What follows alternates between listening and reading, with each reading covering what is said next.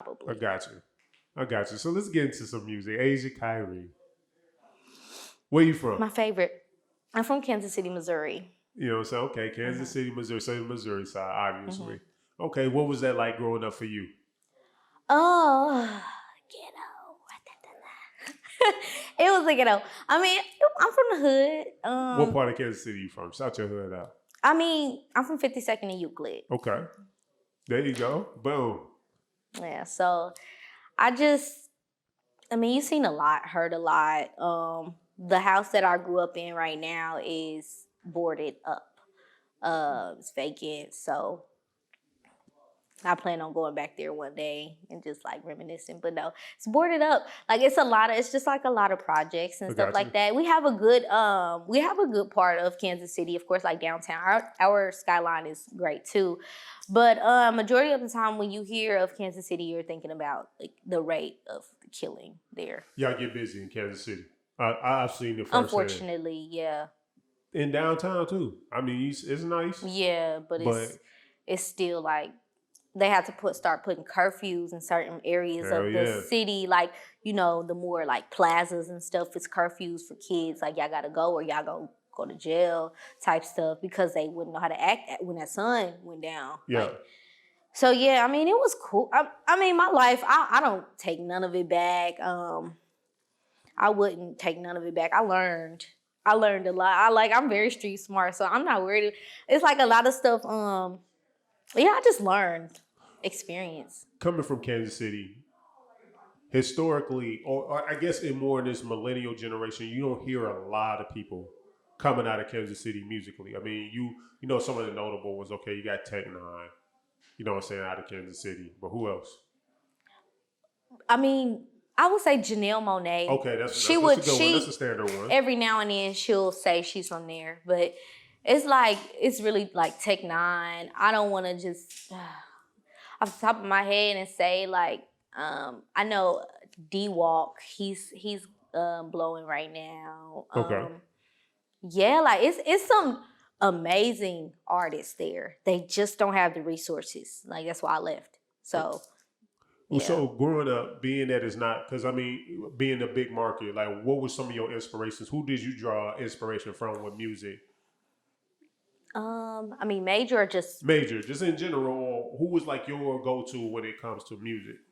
I say this a lot, but I'll say it again. I don't really get inspired by artists or people. Like I get inspired by things and sounds, and Okay. like so the sounds that I may have listened to, uh, giving me inspiration, maybe like Paramore. Okay. I say, of course, Rihanna. Okay. Not to be head ass, but her engineering is flawless. Like, um, Party Next Door, The Weeknd. Okay. Like, I'm more on that level. But their sound sonically, um, I'll like hear a song and like I think it's the Woo song by Rihanna, but you can kind of the engineering it goes so hard and it just made me want to go in the studio. So it's more like really it's just the sounds that people are people just like me and you. So I don't Absolutely. really get caught up in that because they could be sitting right in this chair lying about any and everything. So I don't really get caught in that. Yeah, it's just the sounds. Like Travis Scott's sound is hard.